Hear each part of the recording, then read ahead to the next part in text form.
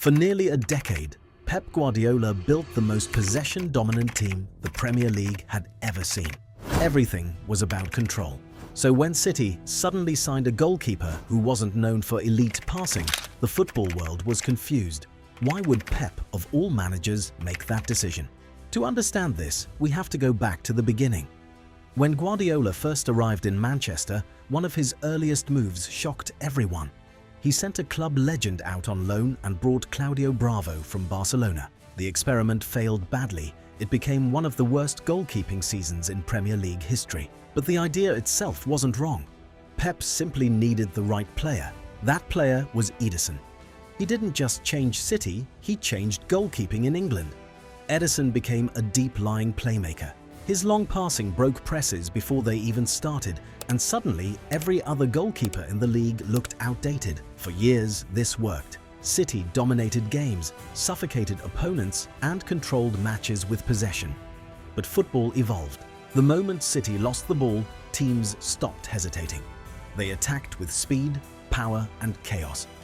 The press that once controlled everything began to crack under physicality and pace. Ederson still brought calm in build-up, but when shots started coming, panic followed.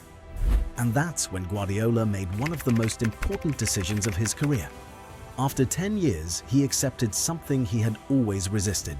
He could no longer control every second of a football match. He needed someone to save the system when it broke. That's where Donnarumma enters the story.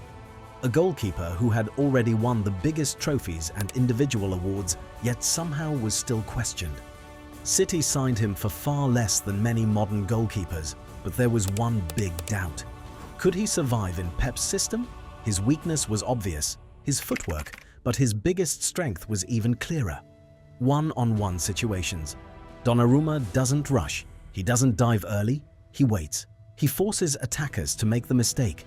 His 6'5" frame turns every duel into a psychological battle. On his debut, he kept a clean sheet in the Manchester derby.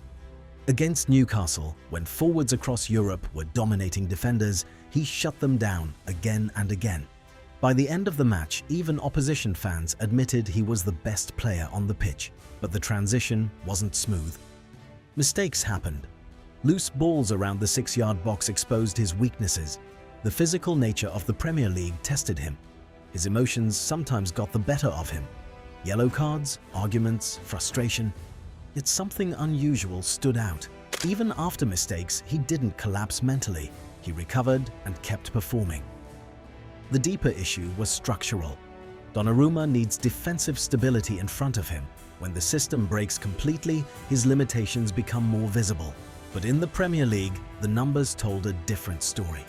He had one of the highest save percentages in the league and prevented multiple goals an average goalkeeper would have conceded. That meant City's results now depended on him. Nothing proved that more than one moment. City were losing, time was running out, and they fought back to turn the game around. Then, in the final seconds, chaos. A deflected shot changed direction.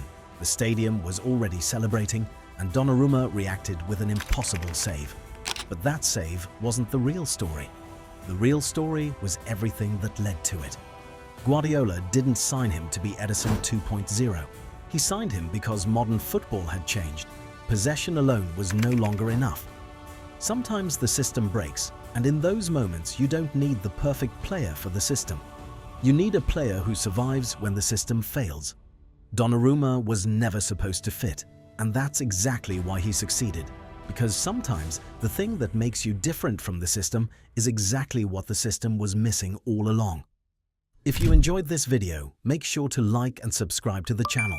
It really helps the channel grow and allows me to keep making more football stories like this. Thanks for watching, and I'll see you in the next one.